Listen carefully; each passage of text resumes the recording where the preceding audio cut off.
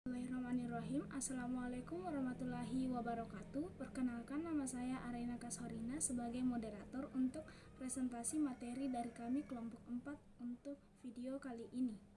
Baiklah, adapun untuk materi kami hari ini yaitu mengenai jaringan.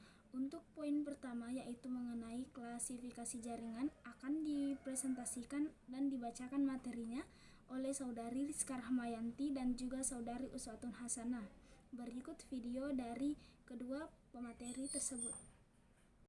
Baik, saya atas nama Rizka Rahmayanti selaku pemateri pertama. Yang pertama yang akan saya jelaskan mengenai jaringan. Network atau biasa disebut dengan jaringan adalah komponen dari berbagai komputer dan alat yang dihubungkan bersama, kadang secara wireless melalui alat komunikasi dan media transmisi. Selanjutnya yaitu sejarah jaringan komputer.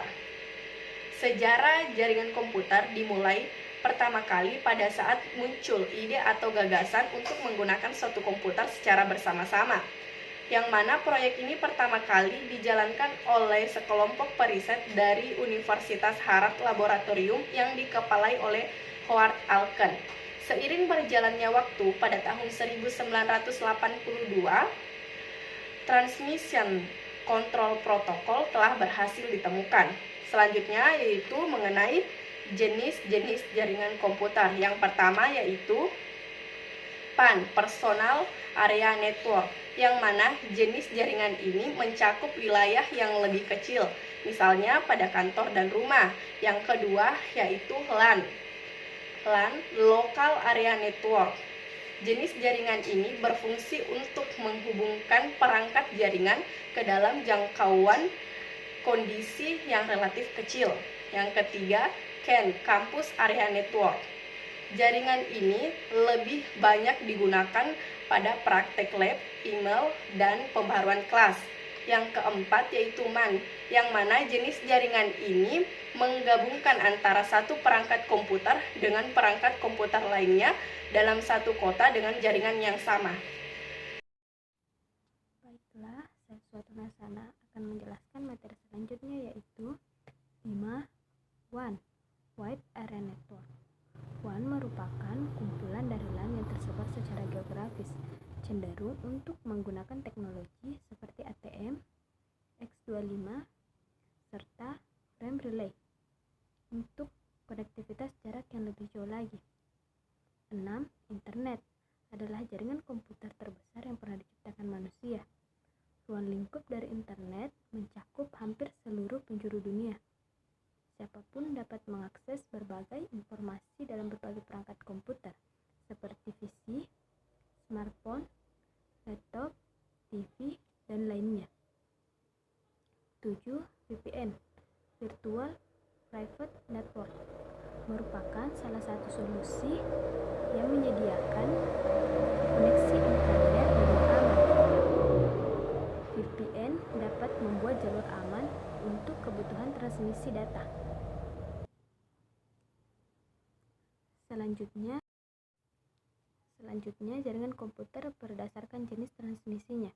Berdasarkan bentuk fundamentalnya, jaringan komputer terbagi menjadi dua jenis, yaitu jarak dan transmisinya.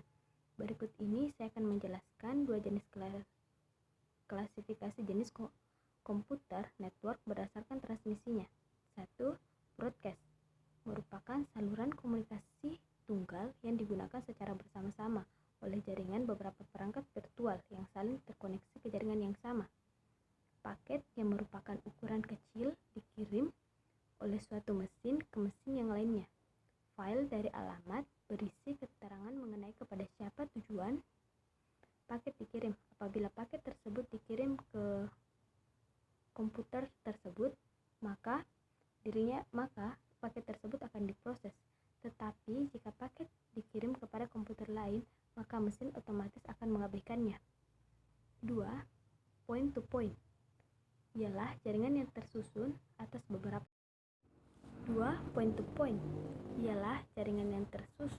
atas beberapa koneksi pasangan individu dari sebuah perangkat menuju perangkat yang lain untuk dapat mengirim sebuah paket ke tujuan alamat perlu untuk melewati beberapa perantara, sehingga hal itu kemungkinan jarak yang berbeda. Oleh karena itu, algoritma Rove sangat memegang peran penting dalam jaringan ini. Baiklah, untuk poin selanjutnya yaitu poin kedua. Adapun poin kedua tersebut akan dipresentasikan dan dibacakan materinya oleh saya sendiri beserta dengan saudara Yusuf Zakaria. Berikut video presentasi materi kami. Baiklah, saya akan membacakan poin kedua, yaitu mengenai arsitektur jaringan. Pengertiannya yaitu arsitektur jaringan bisa dikatakan sebagai rancangan arus komunikasi pada media elektronik.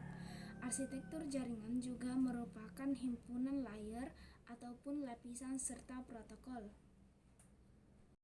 Baiklah, yang kedua yaitu mengenai pembagian arsitektur jaringan. Yang pertama yaitu LAN atau Local Area Network. Local Area Network atau LAN merupakan salah satu jenis arsitektur jaringan di mana jaringannya hanya mencakup area lokal, yang artinya jaringan tersebut hanya dapat digunakan oleh orang-orang yang berada di area lokal tersebut. Kedua yaitu mengenai MAN atau Metropolitan Area Network. MAN merupakan salah satu arsitektur jaringan yang jangkauannya lebih luas dibandingkan dengan LAN. Selain itu, teknologi yang digunakan di Metropolitan Area Network ini juga lebih canggih dibandingkan dengan LAN. Alasan mengapa Metropolitan Area Network lebih luas jangkauannya yaitu dikarenakan jaringan ini biasa digunakan untuk menghubungkan jaringan antara satu kota dengan kota yang lainnya. Yang ketiga yaitu mengenai WAN atau Wide Area Network. Jaringan ini sendiri biasa digunakan untuk menghubungkan jaringan antara satu negara dengan negara lainnya. Jaringan ini sendiri memerlukan kabel fiber optik yang biasanya ditanam di dalam tanah untuk menghubungkan jaringan antara satu negara dengan negara lainnya maupun jaringan antara satu benua dengan benua lainnya. Arsitektur terminologi jaringan. CAN, Campus Area Network. Internet, MAN, Metropolitan Area Network. SAN, Stroge Area Network. LAN, Virtual Local Area Network. Client Server dan Free-to-Pair. Arsitektur layar dan protokol. A. Protokol TPC dan IP. Aplikasi latar client dan lain-lain. Transport layer TPC, Transmission Control Protocol, mengirim data dengan deteksi dan koreksi kesalahan, selalu memeriksa keterhubungan. UDP, User Datagram Protocol, mengirim data tanpa koneksi, melempar data ke network begitu saja. Network layar dan internet. Internet protokol dalam kurung IP, pelayanan mengirim paket elementer. Data link layer, melakukan fragmentasi atau degragmentasi datagram. Physical layer, sarana sistem mengirim data ke divisi yang terhubung ke network. Tiga layer tersebut mendefinisikan secara menggunakan network untuk mentransmisi datagram. B. Model OSI, ISO International Standard Organization, mengajukan struktur dan fungsi protokol komunikasi data. Model tersebut dikenal sebagai OSI, Open System Interconnect. Reference model terdiri atas 7 layer, yaitu yang pertama, presentation layer, rutin standar mempresentasikan layer data. Session layer, hubungan antara aplikasi yang berkomunikasi. Transport layer, menjamin menerima mendapatkan data seperti yang dikirimkan. D. Network layer, menghubungkan lintas jaringan dan mengisolasi layar yang lebih tinggi, pengalamatan dan pengiriman data. E. Data link layer, mengirim data melintasi jaringan fisik. F. Physical layer. Untuk selanjutnya yaitu materi ketiga mengenai topologi jaringan yang akan dibacakan serta dipresentasikan materinya oleh Saudari Sunarti dan juga Saudari Nur Hafifah. Berikut video mengenai presentasi materinya. Assalamualaikum warahmatullahi wabarakatuh. Perkenalkan, nama saya Sunarti dari Prodi Akuntansi Syariah. Pada kali ini saya akan memaparkan materi saya mengenai topologi jaringan. Topologi jaringan adalah sebuah jaringan interkoneksi dari beberapa terminal komputer. Topologi jaringan ini memiliki fungsi yaitu di mana menghubungkan komputer satu dengan komputer lainnya. Topologi jaringan ini memiliki macam-macam topologi, yaitu salah satunya topologi bus. Topologi bus adalah topologi yang cukup sederhana dibanding topologi lainnya. Topologi bus ini memiliki kelebihan dan kekurangan. Adapun kelebihannya yaitu biaya instalasinya sangat murah karena memiliki sedikit kabel. Dan topologi ini sangat sederhana dan mudah diaplikasikan.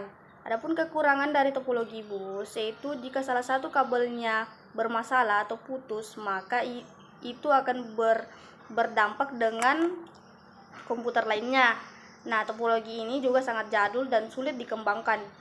Kedua, topologi star. Topologi star merupakan salah satu bentuk topologi jaringan yang biasanya menggunakan sub yang menghubungkan klien satu dengan klien yang lainnya. Dari topologi star ini memiliki kelebihan dan kekurangan. Adapun kelebihan dari topologi star ini yaitu apabila salah satu komputer mengalami masalah, maka jaringan pada topologi ini tetap berjalan dan tidak mempengaruhi pada komputer yang lain. Bersifat fleksibel dan tingkat keamanannya bisa dibilang cukup dibanding topologi bus. Nah, adapun kekurangan dari topologi star ini yaitu cukup membutuhkan banyak kabel, jadi biayanya dikeluarkan bisa dibilang cukup mahal dan jaringan ini sangat tergantung pada terminal pusat. Ketiga, yaitu topologi ring. Topologi ring ini yaitu merupakan salah satu topologi yang jaringannya menghubungkan satu komputer dengan komputer lainnya dalam suatu rangkaian melingkar mirip dengan cincin. Dari topologi ring ini terbagi atau memiliki kelebihan dan kekurangan. Adapun kelebihan dari topologi ring yaitu mudah diimplementasikan, biaya instalasinya cukup murah. Adapun dari kekurangan dari topologi ring ini, kinerja komunikasi dalam topologi ini dinilai terjumlah atau banyaknya titik atau node. Jika salah satu koneksi putus, maka koneksi lainnya juga ikut putus. Keempat, topologi mesh. Topologi mesh merupakan topologi yang sangat cocok dalam hal pemilihan rute yang banyak. Nah, dari topologi mesh ini memiliki kelebihan dan kekurangan. Adapun kelebihan dari topologi mesh yaitu besar bandwidth-nya cukup lebar, keamanan pada topologi ini bisa dibilang sangat baik. Adapun kekurangan dari topologi mesh yaitu proses instalasi jaringan pada topologi ini sangat rumit dan membutuhkan banyak kabel serta memakan biaya instalasi yang sangat mahal dikarenakan membutuhkan banyak kabel. Mungkin sekian dari saya, terima kasih. Assalamualaikum warahmatullahi wabarakatuh. Keamanan pada topologi ini bisa dibilang sangat baik. Adapun kekurangan dari topologi mesh yaitu proses instalasi jaringan pada topologi ini sangat rumit dan membutuhkan banyak kabel serta memakan biaya instalasi yang sangat mahal dikarenakan membutuhkan banyak kabel. Mungkin sekian dari saya, terima kasih. Assalamualaikum warahmatullahi wabarakatuh. Assalamualaikum warahmatullahi wabarakatuh. Saya atas nama Nur Hafifah dari kelas 6220 ya. Akan melanjutkan materi topologi. Selanjutnya yaitu topologi peer-to-peer, di mana topologi ini merupakan topologi yang sangat sederhana dikarenakan hanya menggunakan dua buah komputer untuk saling terhubung. Di mana pada topologi ini hanya membutuhkan satu kabel untuk menghubungkan antara satu komputer dengan komputer yang lain untuk melakukan proses penukaran data. Pada topologi ini juga tidak ada yang bertindak sebagai server maupun klien. Siapa yang mengirim data maka itu yang akan menjadi server, dan siapa yang menerima data maka itu yang akan menjadi klien, begitupun sebaliknya. Selanjutnya itu kelebihan dari topologi peer-to-peer. Yang pertama, biaya yang dibutuhkan cukup murah. Masing-masing komputer dapat berperan sebagai klien maupun server. Seperti yang tadi saya jelaskan, instalasi jaringan yang cukup mudah. Kemudian kekurangannya yaitu keamanan pada topologi jenis ini bisa dibilang masih rentang. Yang kedua, sulit dikembangkan.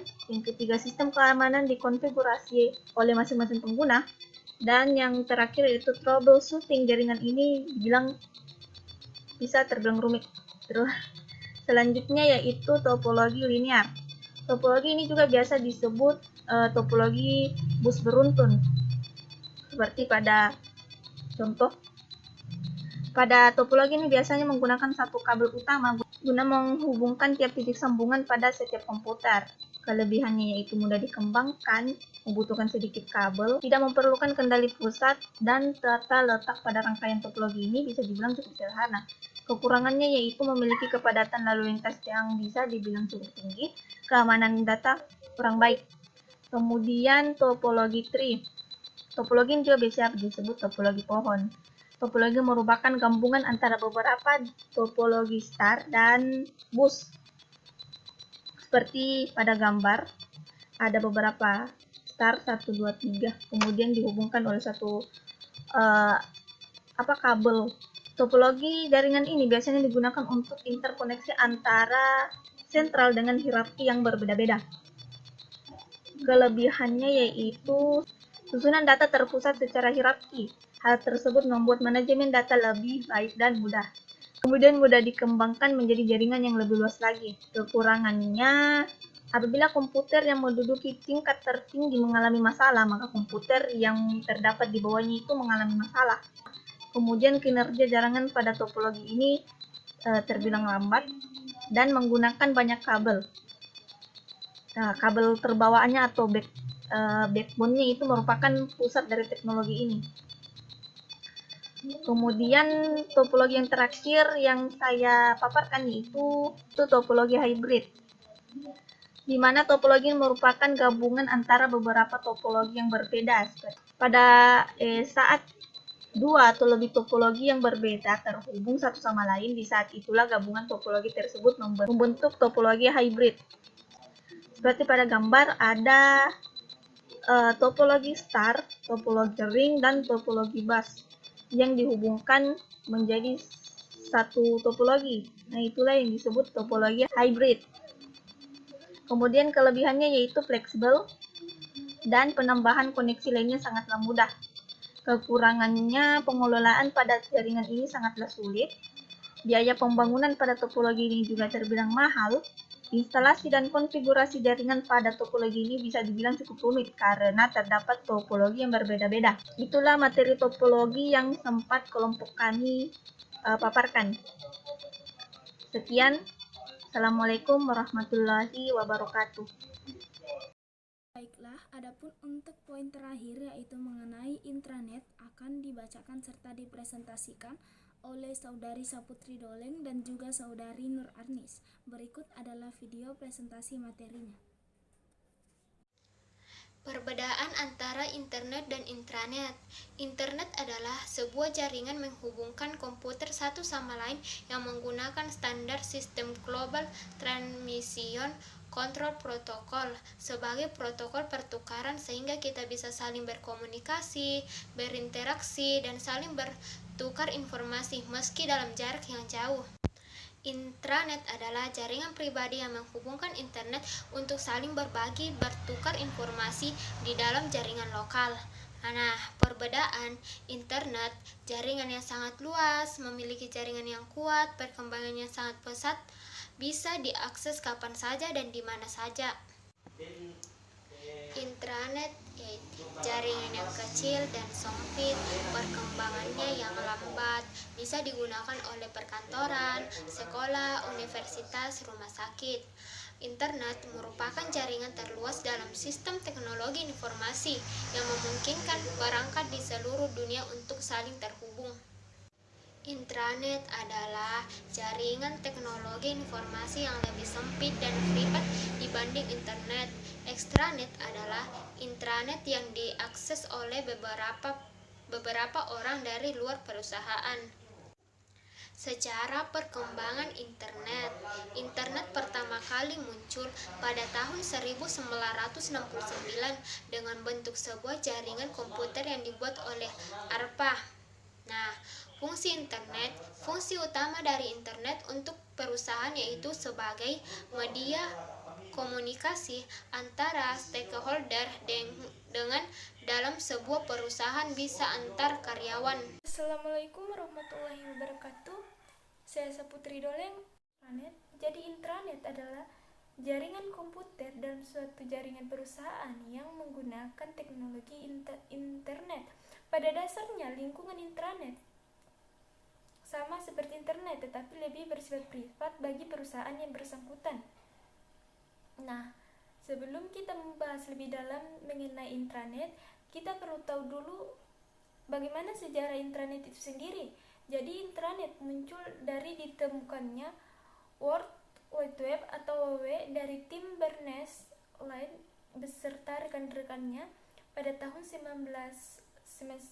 Pada saat itu intranet dan jaringan komputer pribadi masih sangat populer di berbagai perusahaan dan organisasi.